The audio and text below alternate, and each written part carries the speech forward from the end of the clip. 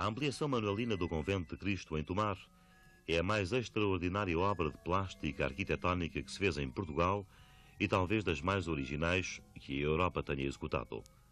Não se poderá dizer que a sua estrutura tenha algo de original se compararmos com várias outras obras da mesma época. Ela segue as estruturas dos edifícios alentejanos e de muitas igrejas de transição do ideário gótico para o renascentista. Onde Tomar é original é em toda a simbologia das formas criadas e no modo como esta simbologia se enquadra na alegoria mental do homem lusitanos, de como uma peça arquitetónica se pode considerar um objeto de escultura. Se fizermos uma análise à obra manuelina e às variantes que surgem em Portugal, encontramos três ramos ou três modos de conceber a estilística arquitetónica. Uma variante, podemos dizer europeizantes, elaborada no início por arquitetos biscaínhos, dos quais João de Castilho é um bom exemplo, e as igrejas do norte de Portugal são bons testemunhos. Uma outra variante erudita que interpreta a estrutura do edifício como se ele fosse gótico, mas que lhe aplica e reveste de um somatório de formações classizantes. A decoração, o léxico formal são clássicos, a noção de espaço no toto e mesmo na hierarquização de volumes, a sua localização e acentuação na obra são gotizantes. Uma outra, a que podemos considerar autenticamente portuguesa e que se traduzirá na ligação entre a posição mental, a experimentalista e de observação do homem português dos séculos XV e XVI e suas tradições árabes, alentejanas e europeias. É uma corrente complexa.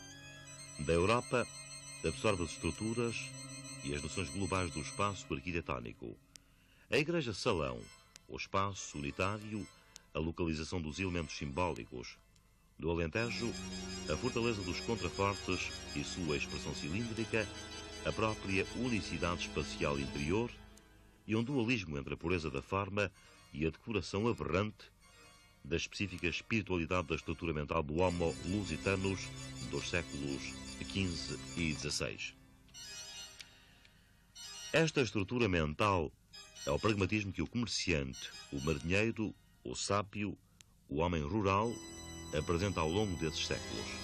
Esse pragmatismo e sua necessidade de experimentar e de acreditar que só no que via fez com que o artista se libertasse de uma duplicidade de noções, a forma estilizada e abstratizante e o geométrico escolástico ou mesmo o renascentista de hierarquização formal. Ambas as noções são puramente deslocadas pela ligação imediata entre o pragmatismo e a observação. O crédito das coisas naturais, orgânicas, sem contacto, se deduzir daí leis ou princípios científicos, a não ser a crença na realidade imediata, na coisa imediata. Não se construíram sistemas científicos, nem se deduziram princípios reitores da ordenação racional de mérito, pelo contrário, o facto e a sua descrição e a sua compreensão são em si próprios finalidades. O objeto natural e orgânico ganha dimensão total. Do Bar de Pacheco Pereira, no Esmeraldo Situ Orbis, por exemplo, sente e vive toda esta ação mental quando afirma: os filósofos disseram que a Terra toda é cercada pelo mar, e alguns dos doutores modernos quiseram mostrar por autoridade da Sagrada Escritura e suficientes razões contrárias aos antigos como a Terra é muito maior que todas as águas e elas todas juntamente jazem metidas dentro da sua concavidade e fundura e elas são cercadas pela mesma Terra. E isto é a conclusão que se não deve negar. E porque se mais claramente se mostra a verdade, notemos o primeiro capítulo do Gênesis. Que além do que dito, é a experiência que a madre das coisas nos desengana e de toda a dúvida nos tira. Por nossas viagens vimos que esta terra da além-mar é tão grande, e desta parte da aquém temos Europa, África e Ásia. Manifesto é que o mar-oceano é metido no meio destas duas terras e fica médio terreno. Pelo qual podemos dizer que o mar-oceano não cerca a terra, como os antigos filósofos disseram, mas antes a terra deve cercar o mar. É esta vivência experimental, este acreditar somente no que se vê e vive, que torna original esta estrutura mental. Daí, a expressar a obra plástica, significados que traduzem em pedra aquilo que o olho vê, a mão sente, a mente percebe. Tudo isto vem a propósito de Tomar e da obra dos Arrudas e de Castilho, ambas diferentes, mas ambas talhadas pela mesma energia férrea de querer transpor para o elemento arquitetónico a mesma energia que fez viver a cultura europeia como resultado de conexão das mais variadas culturas e duvidar ou interpretar-se do seu próprio valor. Os objetos vulgares transpõem-se para a pedra, cintas, âncoras, ondas batendo nas rochas, sargaços, cordas, pedras, arbustos e troncos de árvores, tudo se articula em estruturas arquitetónicas, dando um aspecto quase surrealista à obra em si. Os diversos reais articulam-se opondo significados simbólicos a significados icónicos em relações estranhas só ultrapassadas no nosso século e no XVIII. E o mais estranho e fascinante deste monumento é que, paralelamente a esta euforia manuelina, temos a talvez mais classicizante das obras existentes em Portugal, o claustro dos Filipas. Esta própria sensação, esta própria diferença, é tanto mais notória quanto as duas concepções de mundo apresentam a mesma raiz.